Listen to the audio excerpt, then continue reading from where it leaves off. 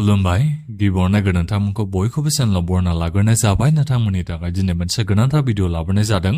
जोंहा दिनै थारिखआ जाहैबाय जुननि 13 थारिख दा बेनिखायनो आं नोंथांमोननिसिम बे भिडिअनि गेजेरजों दिनै जुननि 13 थारिखनि मोनाबिलि समनि माखासे स्किमफोरनि बागै गोनांथार आपडेट खोन्थाहरनो सानदों जेरै नैबे अरुणोदय स्किमनि फैसाखौ नोंथांमोना मोननो हासिगोन जोंहा आसामनि chief minister doctor Himanta Biswa Sharma बिथाङानो नोंथांमोननिसिम दायो डेटखौ खोन्थाहरबाय दा बेजों लोगोसेनो नोंथांमोना दालि सिनि संख्रि माइरंखौबो नोंथांमोना मोननो हासिगोन जानाय थावखौबो नोंथांमोना फ्रियावनो मोननो हासिगोन खै थारिखआव नोंथांमोना मोननो हागोन दा बेखौबो नोंथांमोननिसिम दायो बे भिडिअनि गेजेरजों खोन्थाहरनो सानबाय दा बेनिफ्राय जब कार्ड गोनां नोंथांमोना जि रामजी स्किमनि जे फैसाबो नोंथांमोना मोननो हासिगोन दा बेसेबांसो नोंथांमोना फैसा मोननो हागोन आं बेखौबो बे भिडिअनि गेजेरजों खोन्थाहरनो सानदों आरो बेजों लोगोसेनो नैबे निजुत बाबु आसनि निजुत मयना स्किम जिबन प्रेरणा स्किम दा बेफोरनि फैसाखौबो नोंथांमोना मोननो हासिगोन दा माब्ला मोननो हागोन आं बेखौबो नोंथांमोननिसिम बे भिडिअनि गेजेरजों खोन्थाहरनो सानदों आरो बेजों लोगोसेनो नैबे दंफां गायनायनि 25,000 फैसानि थाखायबो आं नोंथांमोननिसिम माखासे आपडेट खोन्थाहरनो सानदों आरो बेनिफ्राय आधार कार्ड बानायनायनि बागैबो आं नोंथांमोननिसिम माखासे आपडेट खोन्थाहरनो सानदों दा बेनिखायनो गासिबो नोंथांमोना बे भिडिअखौ जोबजासिम नायनानै लाबानो जाबाय नोंथांमोना माखासे गोनांथार स्किमफोरनि आपडेटखौ बे भिडिअनि गेजेरजों मोननो हागोन दा बेनिफ्राय आंनि नोंथांमोननिसिम दानिया गिबियावनो मोनसे खावलायनायबो थाग्रोबाय नोंथांमोना गासिबो अननानै चेनेलखौ साबस्क्राइब खालामनानै लाग्रोलाय होननानै जाहाथे नोंथांमोना बेबादिनो स्किमफोरनि आपडेटखौ बे चेनेलनि गेजेरजों मोनबाय थानो हायो आं गिबियावनोथ' नोंथांमोननिसिम नैबे अरुणोदय स्किमनि फैसा सोनायनि डेटखौ जोंहा आसामनि chief minister doctor Himanta Biswa Sharma बिथाङा खै थारिखआव सोना हरगोन होनदों बेखौ आं नोंथांमोननिसिम खोन्थाहरनो सानदों दहायसो जोंहा आसामनि chief minister doctor Himanta Biswa Sharma बिथाङा माने प्रेस कनफारेन्स खालामदोंमोन आरो दा बेवहाय सासे जार्नालिस्टआ कुइसन सोंदोंमोन अरुणोदय स्किमनि फैसाखौ माब्ला सोगोन होननानै दा बेवहाय बिथाङा एक्जेक्टलि डेटखौ नोंथांमोननिसिम खोन्थाहरनाय जादों आगस्टनि 1 थारिखआवनो अरुणोदय स्किमनि फैसाखौ सोना हरगोन होननानै नाथायबा आं सानाखै जे नोंथांमोना आगस्टनि 1 थारिखआवनो मोननो हाथारगोन होननानै मानो होनोबा नोंथांमोना अरुणोदय स्किमनि फैसाखौ जेब्लाबो मार्चनि 10 थारिखआवसो मोननो हायोमोन सिगाङावबो नोंथांमोना 10 थारिख बेबादियावनो मान्थ एबा मासै मास नोंथांमोना मोनबाय थानो हायोमोन दा जेखियानो जामानो चिफ मिनिस्टारा बेखौ बुंदों जेला जेनेबा माबानि आगस्टनि 1 थारिखआव सोनो हागोन होननानै सोनोबो हागौलाय खोमा नाथायबा आं चान्सखौ जोबोद खम मोनदों जे नोंथांमोना आगस्टनि 1 थारिखआवनो अरुणोदय स्किमनि फैसाखौ मोननो हागोन होननानै चिफ मिनिस्टार बिथाङा बुंदोंबाबो आं माने इसेबां माने फोथायाखै नोंथांमोना आगस्टनि 10 थारिखआवबो मोनगोनखौ नोंथांमोना आसाखौ लाबानो जाबाय आं बेखौ नोंथांमोननिसिम माने बुंहरखाबाय आरो दा बिनिफ्राय जायफोर नोंथांमोना 9,000 फैसाखौ मोननो हादोंना दा नोंथांमोनाथ' नैबे अरुणोदय स्किमनि फैसाखौ मोननो हाखागोन होननानै आसामनि चिफ मिनिस्टार बिथाङा दहाय बुंखादों दा बेनिखायनो जायफोर नोंथांमोना थांनाय मार्चआव 9,000 फैसाखौ मोननो हानाय अरुणोदय स्किमनि थाखाय दा नोंथांमोना आगस्ट मासाव अरुणोदय स्किमनि 1250 फैसाखौ नोंथांमोना मोननो थांगासिनो दङ दा बेखौ नोंथांमोना दायो मिथिना मोनबाय जानांगौ गोदान एप्लाइ बेफोरनि बागै बिथाङा दायो बुंथ'वाखै दा नोंथांमोना एसे सम नेनो नांगोन बाजेट जानायनि उनावसो जोङो बेखौ मिथिना मोननो हागोन गोदान एप्लाइआ एक्जेक्टलि खै थारिखनिफ्राय जागोन बेफोरखौ दा बेथ' जाहैबाय जोंहा अरुणोदय स्किमनिया दा बिनिफ्राय रेशन कार्डनि जोहै नोंथांमोना दालि सिनि संख्रि जानाय थाव बिनिफ्राय जा नोंथांमोना माइरंखौथ' मोनखायोआनोसै दा बेखौ नोंथांमोना फ्रियावनो मोननो हासिगोन आगस्ट मासनिफ्राय दा नोंथांमोना 1 थारिखआव मोना होमबा जेरैबायदि सिगाङाव नोंथांमोना 1 थारिखआवनो मोननो हायोमोन नैबे दालि सिनि संख्रिखौ एबाराव नोंथांमोना जानाय थावखौबो 1 लिटार मोनफानो हासिगोन नैबे आगस्टनि 1 थारिखनिफ्राय दा बेखौ नोंथांमोना मिथिना लाबानो जाबाय दा बे जोबोद मोनसे गोजोनथाव रादाब जाहैबाय होननानै बेखौ बुंनो नांगोन नाथायबा आधा केजि सापात जा नोंथांमोननिसिम होनो होननानै चिफ मिनिस्टार बिथाङा खोथा होदों दा बेखौ नोंथांमोना मोनथ'नाय नङा नोंथांमोना एसे सम नेनो नांगोन बिनि उनावसो नोंथांमोना नैबे सापातखौ आधा केजि नोंथांमोना रेशन कार्ड गोनांफ्रा नोंथांमोना मोननो हागोन दा बे जाहैबाय दा बेनिफ्राय दंफां गायनायनि 25,000 फैसानि थाखायबो जोंनि नैबे बाजेटआ जाखासिगोन दा नोंथांमोना एप्लाइ खालामनांगोन बेबादि नङा जायफोर नोंथांमोना 10,000 फैसाखौ मोननाय दा नोंथांमोना एप्लाइ खालामालासिनो मोनगोन बेखौबोथ' नङा नोंथांमोननिसिम माखासे फर्मखौ होगोन संखोल पात्रा बायदिसिना फर्म नोंथांमोननिसिम होगोन दा बेखौ नोंथांमोना देग्लाय बोसोराव फिलआप खालामना होजोबनांगोन नाथायबा फैसाखौ नोंथांमोना फैगोन बोसोरावसो नैबे मोननो हागोन 25,000 फैसाखौ दा बेखौ नोंथांमोना मिथिना मोनबाय जानांगौ दा बेथ' जाहैबाय दंफां गायनायनिया आरो निश्चय नोंथांमोना फट' बायदिसिनाखौ साफायनानै निश्चय हरजोबखाबाय जानांगौ जेसांखिनि नोंथांमोननिसिम माखासे डकुमेन्टस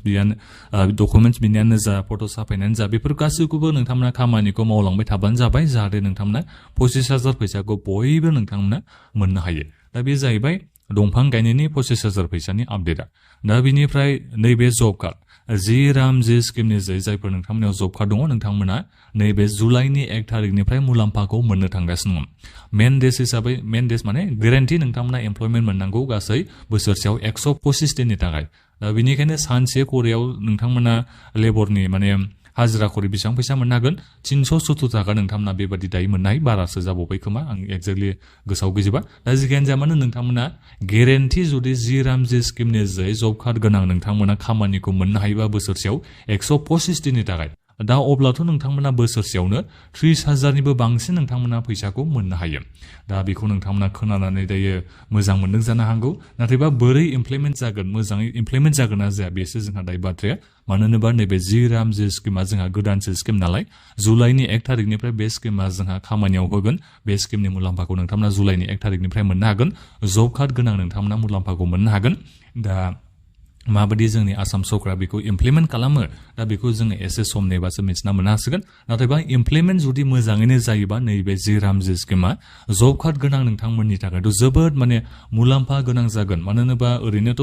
एक्जेक्टलि नायनो थाङोबा ओरैनो 370 थाखा करेबाबो 125 डेज बिनिफ्राय इन्टु खालामना नायोबा नोंथांमोना मोननो हागोन गासै 46,000निबो नोंथांमोना बांसिन फैसा मोननो हागोन बोसोरसेयाव जब कार्ड गोनां नोंथांमोना जुदि गेरेन्टि नोंथांमोना 125 डेजनि थाखाय एमप्लयमेन्टखौ नोंथांमोना मोननो हायोबा एबा खामानिखौ नोंथांमोना मोननो हायोबा दा बेखौ एसेबां एक्साइटेडबो नोंथांमोना जानो नांला दा जिखियानो जा मानो आं नोंथांमोननिसिम बेखौ खोन्थाहरखाबाय आरो जुदि जि राम जि स्किमा मोजाङै इमप्लिमेन्ट जायोबा जब कार्ड गोनां नोंथांमोना बोसोरसेयाव 46,000निबो बांसिन नोंथांमोना फैसा मोननो हागोन दा बे जाहैबाय जब कार्डनि गोदान एप्लाइफोरनि बागैबो आं नोंथांमोननिसिम खोन्थाहरगोन गिबियावनो जि राम जि स्किमनि थाखाय आं नोंथांमोननिसिम दायो आपडेटखौ खोन्थाहरग्रोनाय जाग्रोबाय उनाव आं नोंथांमोननिसिम माखासे आपडेटखौ खोन्थाहरगोन एप्लाइफोरनि बागै दा बिनिफ्राय नैबे जिबन प्रेरणा स्किम निजुत बाबु आसनि स्किम निजुत मयना स्किमनि फैसाखौबो नोंथांमोना आगस्ट मासनिफ्राय मोननो हागोन जायफोर नोंथांमोना सिगांनिफ्रायनो मोनखाबाय थानाय दा नोंथांमोना गासिबो मोनजोबगोन जायफोर नोंथांमोननिया दायो आधार बेंक एकाउन्टजों लिंक खालामनाया जाबायबा नोंथांमोना मोननो हागोन नाथायबा आधारा जुदि नोङो दासिमबो नोंनिया बेंक एकाउन्टजों लिंक जायाखैबा गोख्रैनो बेखौ खालामना लाबानो जाबाय अब्ला नोंथांमोनाबो मोनफिनजोबनो हासिगोन नैबे आगस्ट मासनिफ्राय मानो होनोबा दायो डिबिटि स्किमनि जैसे फैसाखौ सोसिगोन नालाय दा बेनिखायनो कम्पालसरि नोंनि बे आधार कार्डआ बेंक एकाउन्टजों लिंक थाथारनांगोन फैसाखौ मोननो थाखाय सिगाङाव जेरैबायदि नोंथांमोना मोननो हादोंमोन जिबन प्रेरणा निजुत बाबु निजुत मयना स्किमनि फैसाखौ थिग बेबादिनो बे एखे थारिखआवनो नोंथांमोना फैसाखौ मोनफिननो हासिगोन दा बेखौ नोंथांमोना बयबो दानिया मिथिनानै मोनजोबबाय जानांगौ दा बिनिफ्राय जायफोर नोंथांमोना आधार कार्डखौ बानायना लायाखै जायफोर नोंथांमोननि बैसोआ जेनेबा 18 बोसोरनि बारा जाबाय 18 बोसोर बैसोनि नोंथांमोननि बैसोआ बारा जाबाय नाथायबा नोंथांमोना दिनैसिमबो आधार कार्डखौ बानायना लायाखैबा गोख्रैनो थाबैनो नोंथांमोना बानायना लादो मानो होनोबा जोंहा लास्ट डेटखौ होबाय फैगोन बोसोरनि 2022 मायथाइनि 3 मार्चनि बिथोराव नोंथांमोना गासिबो जायफोर आधार कार्डखौ बानायना लायाखै नोंथांमोना बेखौ बानायना लानो नांसिगौ जों एसटि बिनिफ्राय टि गार्डेन कमिउनिटिफोरनि थाखायल'सो बेखौ एक्सटेनसन खालामना होनाय जादों नाथायबा बाखिखिनिखौथ' माने बन्द खालामखाबाय जों बर'फ्राथ' एसटियावनो गोलैयो नालाय दा बेनिखायनो बयबो जायफोर नोंथांमोना आधार कार्डखौ बानायना लायाखैबा गोख्रैनो नोंथांमोना खालामना लाथारदो मानो होनोबा आधार कार्डनि जोंहा जोबोद गोनांथि जायो गासिबो स्किमफोरनि एप्लायानो जा जिखियानो जाया नोङो फरायसाफोरानो जा फरायसाफोर नोंथांमोनावथ' थाखानांगोनखा दा अब्लाबो सोरबा जुदि बानायना लायाखैबा बे माबाखौ इनफरमेसनखौ बयबो नोंथांमोना शेयार खालामना हो बे भिडिअखौ बयनोबो शेयार खालामना हो जाहाथे गासिबो मानसिफ्रा आधार कार्डखौ फैगोन बोसोरनि मार्चनि 3 थारिखनि बिथोराव गासिबो बानायना लाजोबो माने लास्ट डेटआ जाहैबाय फैगोन बोसोरनि मार्चनि 3 थारिखसिम दा बिनिखायनो नोंथांमोना गाबोन समफोरनो बयबो खालामना लाखाजोबदो एसेबांनो सिगां बानायना नालाय एसेबांनो मोजां उनावबा हले बायदिसिना डकुमेन्टस माने बिलांनो हागौ दा जिखियानो जाया मानो 18 बोसोरनि नोंनि बैसोआ बारा जालांबायबा नोंथांमोना नाथायबा दिनैसिमबो आधार कार्डखौ बानायना लायाखैबा गोख्रैनो नोंथांमोना बानायना लादो दा बेखौ आं नोंथांमोननिसिम बे भिडिअनि गेजेरजों बुंहरनाय जाबाय नङाबा उनाव नोंथांमोना ओरैबायदि खस्थ' मोनगोन नैबे आधार कार्ड बानायनायनि थाखायनो दा बेखौ नोंथांमोना बयबो दायो मिथिना मोनबाय जानांगौ दा बिनिफ्राय नैबे माबा मा होनो बेखौ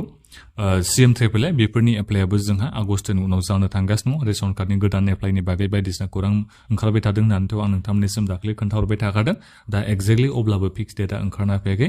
जेनेबा सरकारनिफ्राय आं बेबादि जेबो माबा नुवाखै नाथायबा सिगाङाव जा एप्लाइ जानानै जोंहा थांदोंमोन रेशन कार्डनि थाखाय दा बेवहाय सरकारनिफ्राय बायदिसिना जोंहा नटिस ओंखारना फैदोंमोन दा बेनो आरो नैबे रेशन कार्डनि थाखाय जोंहा दासान्दि KYC होनाया सोलिगासिनो दङ बे KYC होनायखौ बयबो नोंथांमोना होनानै लाथारबानो जाबाय मानो होनोबा KYC नोंथांमोना दायो कम्पालसरि खालामना होनाय जाबाय सरकारा KYC खौ नोंथांमोना होनानै लायाबा नोंनि बे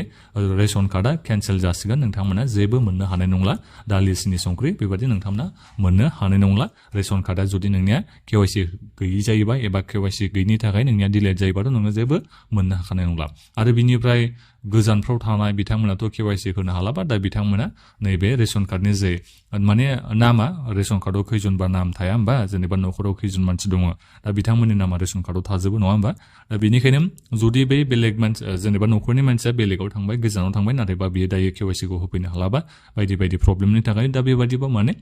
रेशन कार्डआव नामा दानजानाय बेबादिखौ जासिगोनखौ जोङो मिथिना मोननो हानाय जादों जेनेबा सिगाङाव साबा मोनोमोनबा दायो बे मानसिया एसे गोजानाव थांबाय KYC होनो मोननाय जायासै बेबादि जायोबा नोंथांमोना माने न'खरनिया बे रेशन कार्डआ सोरबा सासेनिया जाय माने गोजानाव दङ KYC होनो हाला दा बिनिया दानजानाय बेबादि जाहैगोन आरो दा अब्लाबो न'खरनि गासैबो जाखिनि प्रेजेन्ट दङ नोंथांमोना KYC होनाय दा नोंथांमोना बयबो मोनजोबगोन दा बेबादि नोंथांमोना सानोना सोरबा सासे KYC होनो मोनैनि थाखायनो जेनेबा रेशन कार्डखौ दानगोन बेबादि नङा बेखौ नोंथांमोना बयबो मिथिना लाबानो जाबाय मात्र सासेल' मानसिया जेनेबा बेलेगाव दङबा KYC खौ बिथाङा होनो हालाबा दा बिनि नामाल'सो खाटा जागोन दानजागोन बाखिखिनिया KYC होनाया थाजोबगोन नैबे रेशन कार्डआव नामा दा बेखौ नोंथांमोना बयबो मिथिना मोनबाय जानांगौ दा बेनिफ्राय रेशन कार्डखौ दानखावनाय बायदिसिनायाबो जोंहा जानो थांगासिनो दं एसे उनावनो दा बेनिखायनो आं नोंथांमोननिसिम बयनिसिमबो खावलायखादों आरो नोंथांमोना चेनेलखौ बयबो साबस्क्राइब खालामनानै लाखाथार होननानै मानो होनोबा नोंथांमोना बे चेनेलनि गेजेरजों गोबां स्किमफोरनि आपडेटखौ एसे उनावनो फारि फारि मोनलांबाय थानो हासिगोन मानो होनोबा गोबां स्किम जोंनि नैबे आसाम सरकारा दायो लन्च खालामगोन होननानै बेखौ जोङो मिथिना मोननो हानाय जादों दा बेनिखायनो नोंथांमोननि थाखाय गोबां मुलाम्फाया फैनो थांगासिनो दं एसे उनावनो दा बेखिनियानोमोन नोंथांमोना बे भिडिअखौ दानिया बयनोबो शेयार खालामदो दानिया आरो बिनिफ्राय माबाफोर सोंनांगौ दङबा नोंथांमोना गासिबो सोंबानो जाबाय बोथोराबो एसे गाज्रिखाय आं नोंथांमोननिसिम एसे स्पिडैनो बुंहरनानै भिडिअखौ लाबोनाय जाबाय अब्लाबो आङो माने जा आपडेट नोंथांमोननिसिम हरनो सानदोंमोन आं नोंथांमोननिसिम बेखौ बे भिडिअनि गेजेरजों खोन्थाहरजोबनाय जाबाय दा बेखिनियानोमोन गोजोन्थों